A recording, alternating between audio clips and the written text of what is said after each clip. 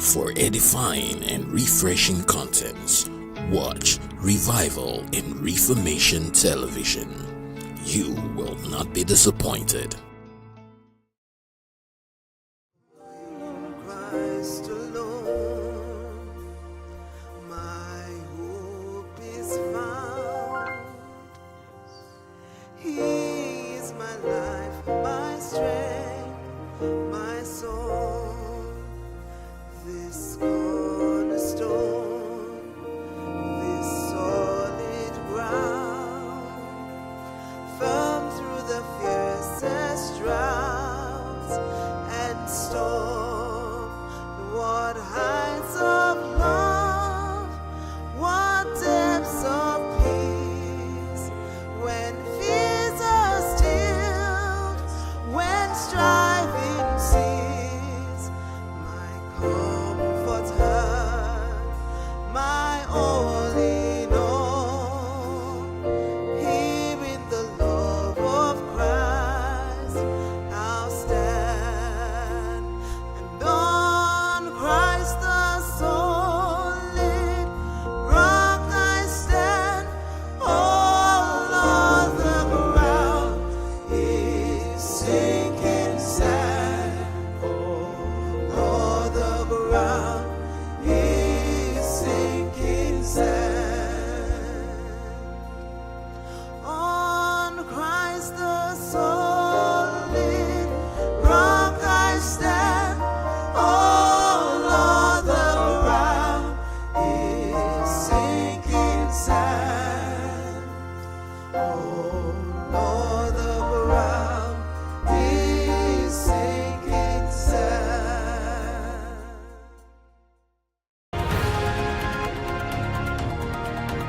Welcome to Word Express.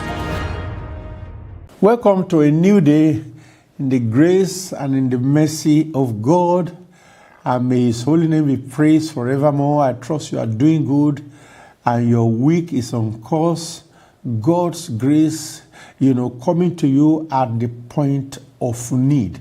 Can I encourage you as a believer to always trust the Lord, to have your back and to make your way prosper as you depend on Him, as you follow Him, as you serve Him, as you love Him, as you obey His commandments. I'm not talking about 10 commandments, the commandments of our Lord Jesus Christ. He said, if you love me, you abide in my word. If you abide in me and my word abides in you, you ask what you desire and it shall be given to you. Very, very amazing. So we continue our Christian study in the book of Ephesians, and now we just started with chapter 5 yesterday, and I read from verse 1 to verse 7. And today we are doing verse 8 to verse 14, and it's titled Walking in the Light. So because remember, we are the light of the world, Jesus said so. Every disciple of the Lord, that is every Christian, is a light of the world. It's a light in the world, and the salt of the earth. And this is amazing. It says in verse 8, for you were once darkness. Again, going back to the Gentile nation and the Gentile conduct, you were once darkness, because anyone without Christ is in darkness. Jesus is the light that lights every man that comes into the world.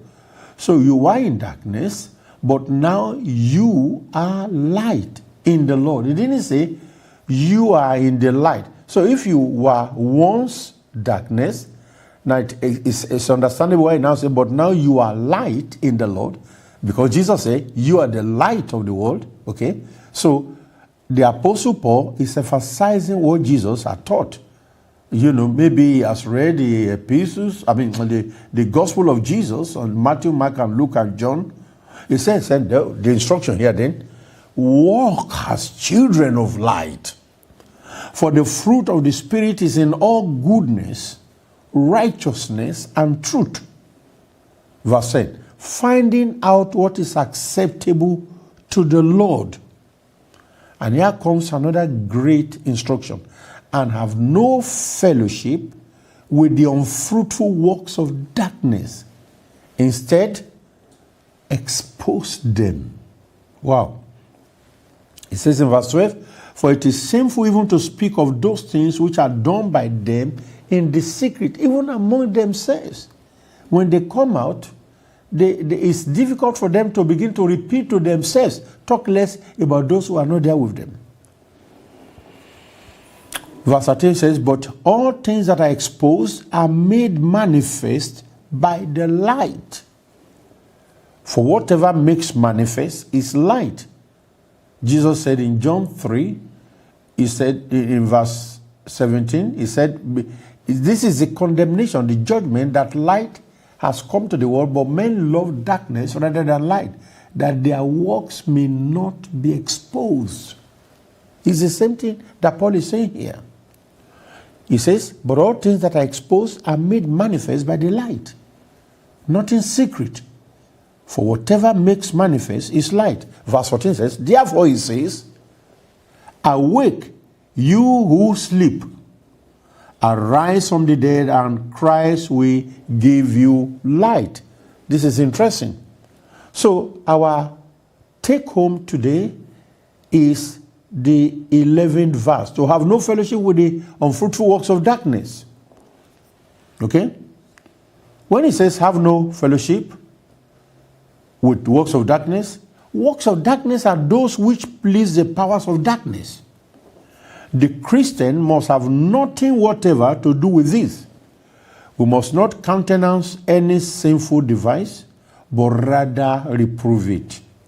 This will prevent the patronage of many things which the world countenances. For the things which are done by them in secret. When he says for the things that are done by them in secret, this is people's New Testament. In the works of darkness are many secret sins, some too shameful even to be named. Can you believe that? But all things that are reproved. So he said these works of darkness are to be reproved by Christians. Only Christians can reprove them, that their true character may be brought to light. If the light is thrown upon them, they will be seen. Everything that is made manifest is light. In other words, whatever is brought to light is light, even if wicked. When it is brought to light, it enlightens men by revealing its real nature. Nothing is hidden. So wherefore he said, who says, or where is uncertain? There is a similar thought in Isaiah 61:2. Arise and shine, for your light has come, your Christ has come. Now arise and shine. It says darkness will cover the earth and gross darkness the people, but the Lord shall arise upon you, and his glory shall be seen upon you. And Gentiles shall come to your light, and kings to the brightness of your rising.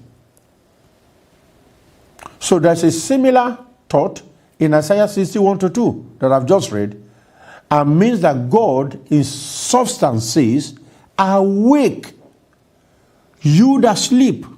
The sleeper represents one not converted, who is still sleeping the sleep of death in darkness. Arise from the dead, from death in sin. Conversion is often described as a spiritual resurrection. When somebody is converted, a resurrection has happened in the spirit. And Christ will give life to all who come to him. The Greek quotation is in verse and has been translated. Conversion is often described as a spiritual resurrection. So what are we doing with this? We rebuke every work of darkness. We turn to the Lord as Christians. As a Christian, there is nothing secretive about your life any longer. Are you a married man, a married woman? You shouldn't be hiding your phone from your wife or your phone from your husband. If there's something you are keeping that your husband or your wife cannot know, then that's a problem, because you are supposed to be one flesh. Except if something is trivial. Except somebody has just sent you money and you don't want your husband to know or your wife to know that somebody has sent you money so that you will not ask for something. Okay, that's on a very funny note. But apart from those, even that, your spouse ought to know. It's a different thing if he asks you and you say you are not able to give him or her anything because it's meant for one purpose, you ask for it and all of that. Nothing should be hidden from one another. We should not belong to any cult. We should not belong to any secret society. May the grace of God come to you. See you again tomorrow. God bless you. This is Revival in Reformation Television. Keep watching.